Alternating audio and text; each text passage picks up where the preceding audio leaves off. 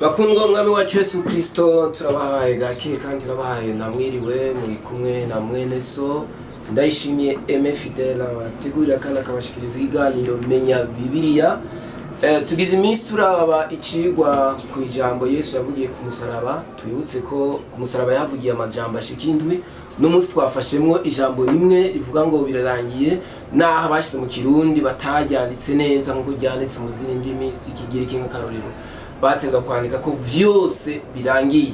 Buro twarabonye icambere ko yararangije ubuvugishwa bwose bwamuvuga ko, ubu naho Igice twarabonye yuko yararangije igikorwa cyo gushikana agakiza ku isi ku bantu bose. Uyu munsi ngiye kuvuga ikindi kintu igira gatatu yararangije, ni kuvuga ko yaranesheje urupfu. Mbere yuko dubandanya reka dusenge. Mana, turaguhaye icyubahiro, turagushimiye kugira neza kwawe. Reka wongere kwibanira natwe muri ino nyigisho, wigishirize abariko baratwumva n'abadukurikirana kuri televiziyo uzobukoze. Ubuntu bwawe n'imbabazi biraduhagije, mwe mu bashishikare kwigisha mu izina rya Yesu Kristo, amen.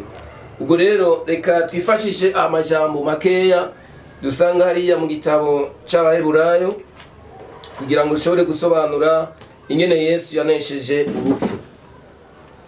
Ndasoma mu izina rya Yesu hariya mu Baheburayo 2 umurongo wa 14 haravuga ngo, nuko rero kuko abana bahuje inyama n'amaraso, nawe ubwiwe yahuje ivyabo nabo, kugira ngo abone uko apfa kandi urupfu rwiwe aruhindurishe ububasha ufise ubushobozi bw'urupfu, niwe wamugwanize. Iryo ni ijambo ry'Imana.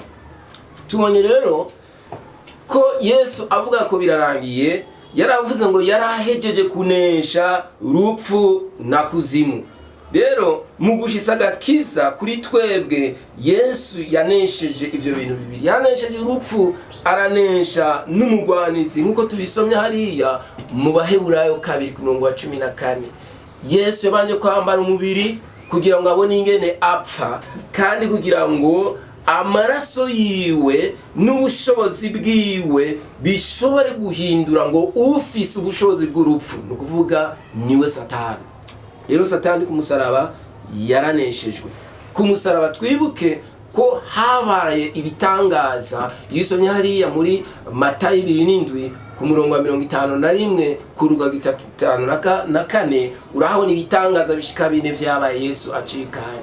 Muri ibyo bitangaza tubona ko ngo isi yaratigise giturumbuka, kandi turabona ngo ibitandara ngo birasadagurika, turabona ngo imva z'abera ziruguruka, ngo mere ngo n'igitambara ngo cyari ikingi ahera cyane ngo gitanamukamo kabiri ngo hereye hejuru gushika hasi. Kandi ngo imva zamaze kuguruka ngo babonye abera bari barapfuye ngo bariko baragendagenda mu gisagara Yerusalemu, Yesu ngo amaze kugirane kuzuka. Bisigura ngo Yesu ku musaraba yanesheje urupfu. Naco gituma ikimenyetso tubona ko bari barapfuye bababonye Yesu amaze kuzuka nabo bazutse. Bisigura ngo nta rupfu Yesu yarahejeje kurunesha. Ibi turashobora no kubisoma hariya mu vyahishuro Yohana. Ivyahishuro Yohana 1:17-18 turabona Yesu yereka Yohana mu kizinga c'Ipatimosi, yamubwiye ati ngo heroneho muhora ndi muzima, ngo nari narapfuye ngo nariko noneho mora ndi muzima, ngo raba naranesheje, ngo ko mfise imfunguruzo z'ikuzimu n'iz'ijuru. Amen. Ubwo rero dufise umwami ku musaraba yanesheje vya bindi vyose byadutera ubwoba cyane cyane urupfu.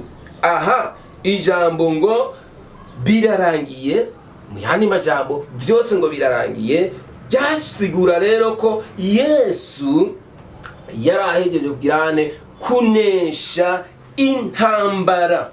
Intambara duterwa nande? Na wa mugwanizi ariwe satani, kandi iyo ntambara akaba yayinesheje ibihe byose. Harahiriwe rero abari muri Yesu Kristo, kubera ko bamaze kunesherezwa intambara izo zose. Abari muri Yesu Kristo bamaze kuronka intsinzi y'ibihe bidashira. Yohana mu cete cya mbere yanditse igice cya 5 ku murongo wa 19 yavuze ngo iyi si iganzwa na satani, ariko ngo twebwe ngo turahiriwe abamaze kuba muri Kristo Yesu, ngo tugenda tunesha naho isi iganzwa na satani, kuko yahawe ngo ububasha mu ijuru no mu isi. Abamurimo rero tugendera muri ubwo bubasha. Ubu rero uku niko kuri kw'ivyanditswe muri bibiliya, nuko ku musaraba hari ikintu tubona hariya mu Bakolosayi 2 ku murongo wa 14-15 turabona ngo ku musaraba ngo inkomezi zose z'umwiza ngo yazikubitiyeho, kandi ngo tubona ngo yafashe ngo abahambaye arabashorera ngo abatetereza ngo ahibonekeza. Ni kuvuga rero mu rupfu rwa Yesu avuze ngo birarangiye, nuko kuri twebwe yaranesheje intambara duterwa na satani, kandi yaranesheje urupfu abantu benshi twama dutinya. Umusaraba rero wabaye mu yandi majambo ukuneshwa kwa satani, kuko ni ikibanza satani yamburiwemwo ubushobozi bwiwe bwose. Kuba ari muri Yesu Kristo dusha tuvuga yuko twanesheje rupfu na kuzimu. Nico Paulo yandika ishengero ry'Ikorino, aravuga ati warupfuwe urihe, mbega waruboyiwe nawe nguri hehe. Bivuga ngo turi muri Yesu Kristo nta rupfu. Ngo rupfu tuvuga rero mukwiye gutahura neza, si urupfu rw'umubiri, ariko ni rwa rupfu rw'imwemu, rwa rupfu rugira kabiri. Bibiliya ivuga ngo urupfu rwa kabiri. Kuri twebwe turi muri Kristo Yesu, urupfu rwa kabiri ariko ruzoba inyuma yo guca imanza, urupfu rwinjiza abantu muri gihenomu. Ubwo twebwe ntiruturaba kuko twaramaze kurunesha biciye muri Yesu Kristo. Ubwo rero aya majambo ngo birarangiye cyangwa byose birarangiye ni ijambo ry'ubushobozi kuri twebwe. Yesu yarabivuze neza, yisomye hariya muri Yohana 12 ku murongo wa 31 avuga amajambo akomeye, avuga ivyo kunesha.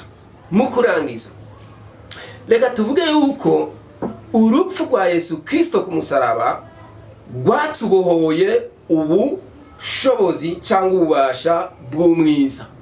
Cyo gituma abaririmbyi iyo usomye cyane abari kuna kuririmba iza makantike y'indirimbo zo mu Kirundi, usomye guhera ku ndirimbo ya 81 kugera 90 wahabona ubushobozi bw'umusaraba, ukahabona igikorwa Yesu yakoreyeho, ko mu byo yakoreyeho yarangije ubushobozi bwose bw'umwiza. Uyu munsi satani kubizera Kristo Yesu nta bubasha abafise, kuko abanesha, turabatsinda, turi ababa mu ntsinzi ya Kristo Yesu.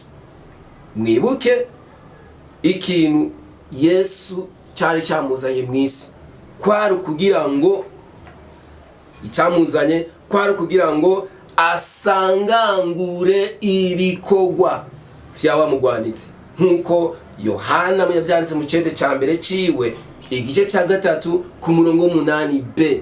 Icyatumye umwana w'umuntu ngo ahishurwa kwari kugira ngo asangangure ibikorwa by'abamugwanitse. Iki gikorwa rero cyamuzanye mu isi igihe yavuga ngo birarangiye, nuko yarahejeje gusangangura ku musaraba igikorwa cyose cya satani, igikorwa cyose cy'abadayimoni, igikorwa cyose cy'imwemu mbi z'ahantu ho mu ijuru. Yarahejeje gusangangura. Harahiriwe rero abahungira muri Kristo, kuko twanesheje, kuko Yesu yadutsindiye intambara zose. Paulo acabivuga neza, abari muri Yesu Kristo nta rubanza, nta n'urupfu. Rero abankurikiye nizera ko mwumvise neza ko abari muri Kristo Yesu turabanesha, niturabahona, turabanesha, turabatsinda, turi abaragwa ubwami, tubarabagwa ubugingo budashira, kuko intambara zatsinzwe, umugwanzi yatsinzwe, kandi urupfu rwa kabiri nago rwatsinzwe. Umwami abahezagire.